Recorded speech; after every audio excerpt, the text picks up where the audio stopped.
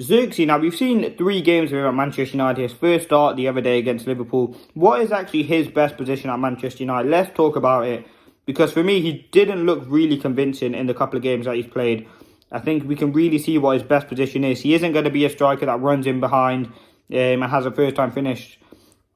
For me, his best position is behind Rasmus Højlund or behind the number 9. For me, he's not really that clinical, proven number 9 that we need. And I think his best position will be supplying the number 9 and helping the number 9, because his 2 performances against Liverpool, he wasn't really getting in the box. And yes, against Fulham, his goal was scored from making that run. But you seen where he picked up the ball deep, he travelled and he got into the box. For me, that's his best position. Now, there comes the dilemma. Who starts, Bruno or Zirkzee? And listen, everyone loves Bruno, but he's had a few crap performances. And I think as rotations, Bruno and Zirkzee will work very, very well. Because listen, ultimately, Mainu's going to be guaranteed starting in that game in the midfield. Ugarte or Casemiro is going to be the number 6. Bruno's going to be the number 10. Højlund will be the striker. And Rashford Garnacho and Ahmad will be the winger. So the only real place for him, for me, is that number 10 role. And I think he can do it really, really well. I think he'll have a really, really good bond with Højlund when he comes back. And you look at the chances he missed against Liverpool the other day. 2 big chances that he missed. But other than that, he really isn't a player who, for me, should be starting at the number 9. I think his best position is picking the ball up from deep and carrying it and helping support the striker, which he did so well at Bologna. And for me, that's the position which Erik ten Hag should really try to be utilising him. And I think that's where we get the most out of Zirkzee. But listen, we've got loads of games. We're going to have over 50 games this season. We've got Carabao Cup games, Europa League games, which we have a really, really positive draw about, to really, really kind of see him rotate and see what really his best position is. Because for me, it's not number 9. It could be off the wings. But yeah, it's not the number 9. And this is not me criticising Zirkzee. I'm not saying he shouldn't play the number 9 role. He definitely can play there, and he can offer a lot to the United team. But for me, you look at his main strength is driving the ball through midfield, picking it up deep, making late runs into the box. You don't want your strikers to be doing that. You look at Manchester City, what they do with their striker. You look at kind of Havertz at Arsenal. They're players that are constantly in the box, kind of a fox in the box striker, can score a goal. They don't really come deep to receive the ball. They may do to help link up play, but they are constantly in behind. And with Zirkzee, he's someone who likes to be involved in the play, more of a creator sort of player. And that's fine. For me, I think we did need a proven goal scorer like Ivan Toney. I mean, he went for, 30 million to Saudi. I think he would have been perfect for United. And that is the real struggle with Zirkzee. He just doesn't look like he has any conviction. I think his best position would be in behind.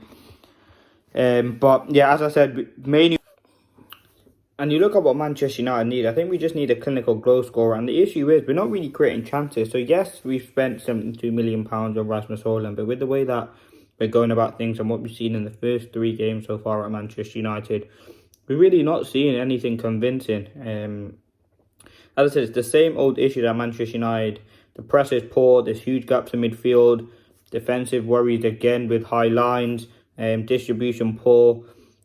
The issue is we haven't progressed, and the trophies are just undershadowing what's happened now. Talking about Zirkzee, he's the player for me who, listen, I don't want to say anything bad, but in the next 5 years, can we really look at him and being a successful side? And I think he can be. It's all about finding his best position at Manchester United, and for me, it isn't at the number 9 role. Yes, I think we're only playing in there because Rasmus Højlund isn't fit. I think if Højlund was fit, you wouldn't see Zirkzee anywhere that number 9 role. He'd be playing off, maybe with Bruno Fernandes, maybe not with Bruno Fernandes. But the issue is we can't see Erik ten Hag shoehorn players into other positions where they don't fit. Like, just say you want to put Zirkzee in the number 10. Don't go and put Bruno Fernandes on the right-hand side to bench Ahmad or to bench Garnacho, because that just won't work. If you're going to play him in the 10, drop Bruno Fernandes. Yes, he's your captain, but if you think Zirkzee's going to have a better game than him, then put him on the pitch. We can't be not scapegoating, but shoehorning players into the wrong position that they don't fit, because it won't work, and ultimately the holes will be even bigger. So for me, I think his best position is in that number 10. He has described himself as a 9.5 previously before, which is in between a 9 and a 10. But listen, wow, it was a tough game for United yesterday, and that was one of the big things I picked up. Zirkzee, for me, is what I learned from that game, is someone who, listen, I think he can have a great career at United. He can score goals. We've seen what he can do in the game against Fulham. But I think if we're relying on him solely to be our striker, he can score 20, 25 goals that we need. I don't think he's the player that we need. And I think next summer, maybe a striker could be the main priority position for Manchester United going forward. But ultimately, for me, we've got to really look at Zirkzee and really think about what really is his best position, because he's the player we invested heavily on. He's not on 42 grand a week. We spent 42 million pound, I think it was, 42.5 million pound on him. And if I look at his wages quickly before, if I look at Zirkzee's wages, let me just get that tab loaded. Man United wages. If you want to look at Zirkzee's wages and compare them to other players, what he's on, he'd be on a lot of money. So we really have got to get this deal.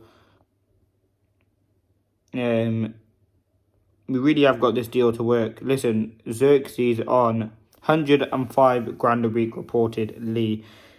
He's got a big contract at United, and I want to see the transfer work, because I think it is certainly one. He's a player for the future, and yes, he is probably taking time to adapt to Manchester United. So yeah, we got to be very careful. But I think, listen, he's a good player, and he has but he has a good potential in him to kind of go on and be a great successful at United. But for me, it's all about finding that right position, and it's about Erik ten Hag really utilising and getting the best out of this transfer.